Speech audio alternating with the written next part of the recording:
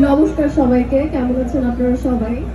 আমি আসলে ভীষণ এক্সাইটেড। আমি ফার্স্ট টাইম এখানে এসে এরকম এত পরিমাণে লোকজন দেখছে, দুর্গাপূজা উৎসব উপভোগ করছি।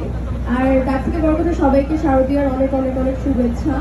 সবাই যেইভাবে আনন্দীয় উপভোগ করছে, আমরা সকলে একসাথে, আমার ভীষণ পরিমাণে ভালো লাগছে। আর আমি এটাই বলবো, এই প্রোগ্রামের অনুষ্ঠানের পৃষ্ঠপোষকতায় যারা আছেন সবাইকে অসংখ্য ধন্যবাদ এত সুন্দর একটা আয়োজন করার জন্য। আমি তাদেরকে এতটুকুই রিকোয়েস্ট করবো, প্রতি বছর যেন এইভাবেই তারা অ্যারেঞ্জমেন্ট করে। Thank you so much everyone.